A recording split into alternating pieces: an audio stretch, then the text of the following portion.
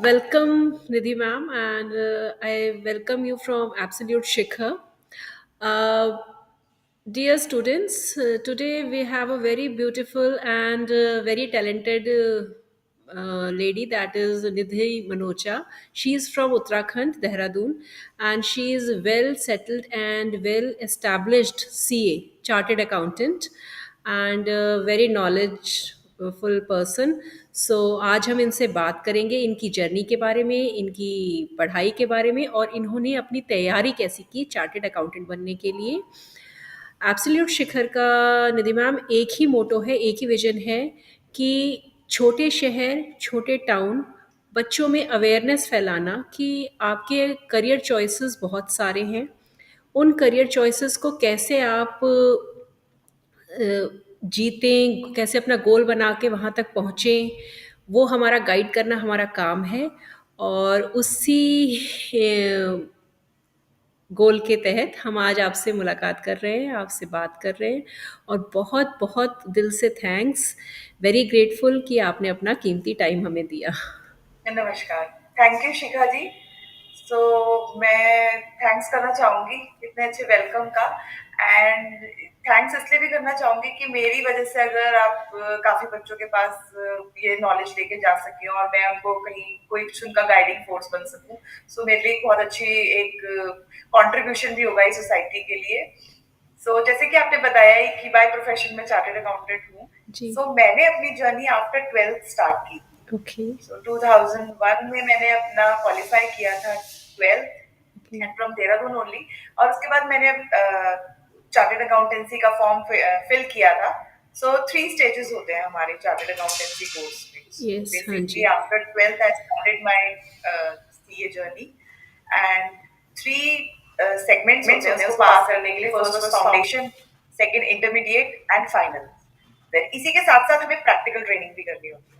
I qualified my CA in 4.5 and 5 years. In 5 years I qualified my okay. chartered accountancy. Wow. And in January 13, 2007 I was a fully fledged chartered accountant. Okay. ये मेरी पूरी 5 years की journey थी, but ये journey आसान नहीं थी। Journey okay. Was very tough क्योंकि पहले कोचिंग नहीं होती थी। हाँ जी, सो वही आपको वही सेल्फ मुझे, स्टडी अब हाँ, करना। जैसे कई बच्चे कोचिंग अफ़ोर्ड नहीं कर सकते हैं, तो अब जो पहले कोचिंग नहीं होती थी और कई बच्चे आज के टाइम में भी कई कोचिंग अफ़ोर्ड नहीं कर पाते हैं, तो आपने कैसे अपनी प्रिपरेशन की, वो आप थोड़ा बताएँ? हमारे टाइम पे क्या था, कोचिंग नहीं होती थी। अगर कोचिंग होती थी तो हमें दिल्ली जाना पड़ता था। सो कोचिंग के लिए यहाँ पे नॉर्मल टीचर्स होते थे, जो चार्टर्ड अकाउंटेंट्स ही होते थे, वही आपको ट्रेनिंग देते थे।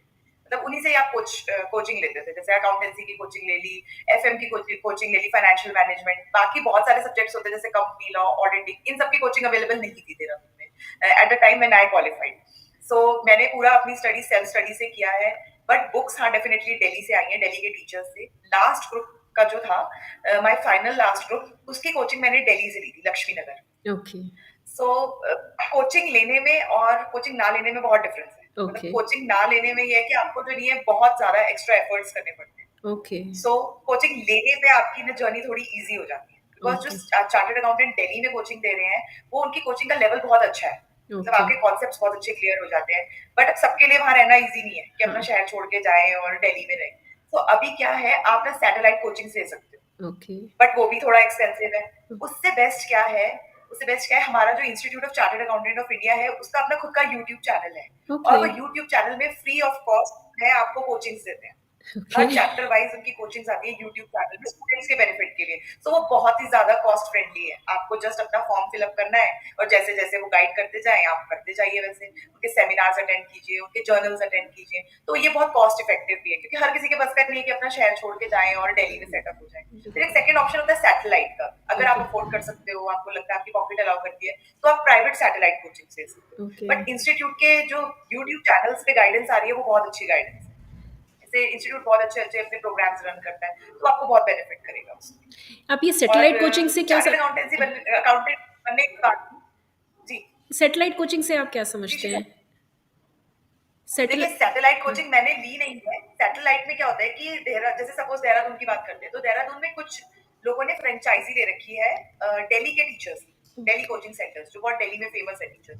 वो क्या करते हैं अपनी क्लासेस डायरेक्टली सैटेलाइट के थ्रू टेलीकास्ट करते हैं। तो ओके, यहाँ पे जैसे देहरादून में हो गए 15-20 बच्चे हो गए, वो उनके सेंटर पे जाएंगे and they on the live classes, जैसे जूम में ओके, क्लासेस होती है ऐसी satellite classes. Okay, okay, okay, nice.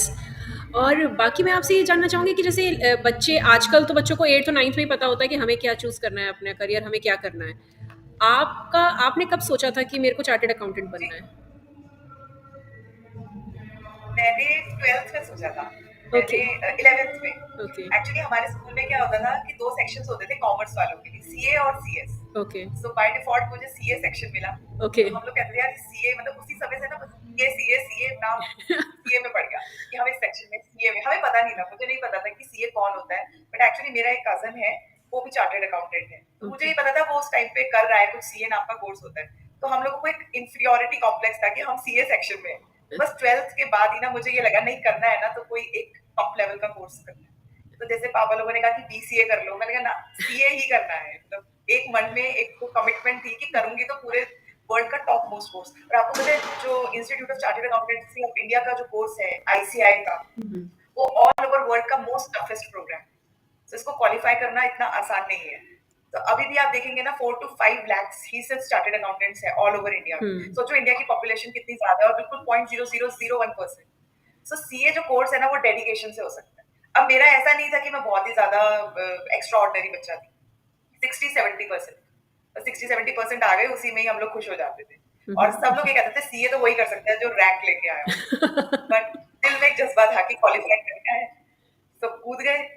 और इसमें स्टडीज तो देखो आपको 16 टू 17 आवर्स करनी पड़ती थी। ओके, मतलब तपस्या है, you can say it as a, मतलब आपको सब कुछ त्याग करना पड़ता है एक सीए की डिग्री लेने के लिए। कहने के 2 वर्ड्स हैं ये खाली सीए, बट जब आपके नाम के आगे लगता है और जो रिस्पेक्ट मिलती है ना आपको, वो आउट ऑफ द वर्ल्ड होती है। मैं और बहुत आपने इसे सुना भी होगा, मोदी जी ने बोला था मेरे सिग्नेचर से ज्यादा जो सिग्नेचर की वैल्यू है वो एक चार्टर्ड अकाउंटेंट की सिग्नेचर की बिल्कुल। मैं बिल्कुल एग्री करती हूँ आपकी बात से, बिल्कुल सही कह रहे हैं आप कि मतलब वही है कि अगर एक डेडिकेशन आप जैसे कह रहे हैं कि अगर बच्चा 60-70% भी ला रहा है, पर अगर वो डेडिकेशन के साथ, अपने हार्ड वर्क के साथ पढ़ाई करे, तो कर सकता है। बट एक वो पॉइंट अपना 100% देना, वो मुझे बहुत हेल्प करा। सेकंड, आजकल के मैं बच्चों को ये एडवाइस करना चाहूंगी कि आप मेडिटेट जरूर करें। अगर आपका माइंड फोकस्ड रहेगा, काम रहेगा, आप बहुत इजीली कर पाओगे। तो आपको पता है जब मैं थोड़ा सा आगे और शेयर करना चाहूंगी कि मैं, आपको तो पता ही है शिखा जी, मैं आर्ट ऑफ लिविंग की फैकल्टी भी हूँ। बिल्कुल। सो मैंने, जी, जब मैंने ये कोर्स किया, मैंने ये कोर्स सीए बनने के बाद किया।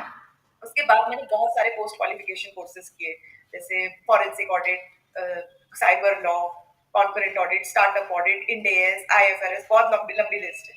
तो ऑफिस के साथ ना ये सब क्वालिफाई करना इजी नहीं होता। अब इजी कैसे बना? मेडिटेशन से, सुदर्शन क्रिया से। तो मुझे इस स्पिरिचुअल जर्नी ने बहुत हेल्प किया। जब भी ना मैं क्या ऑफिस के बाद पढ़ती थी ना, मुझे सिंगल रीडिंग की जरूरत पड़ती थी। मेडिटेशन करने के बाद 2-3 बारी पढ़ना ही नहीं पड़ता था, सिंगल रीडिंग पढ़ी और एग्जाम जाके दे दिया।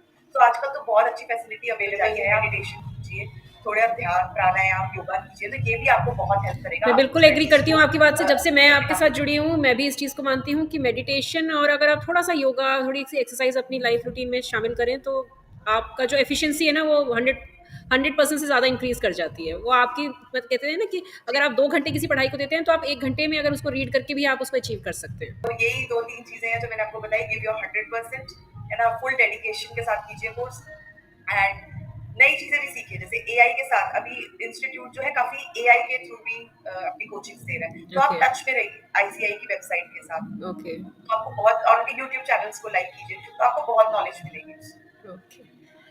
Thank you ma'am, thank you Nidhi Nidhi ji, आपका मतलब thank you Shikha valuable ji. Time देने के लिए, बच्चों के लिए आपने जो लेसन्स दिए हैं, गाइडेंस दी है, उसके लिए बहुत-बहुत thank you. Thank you so much, thank you.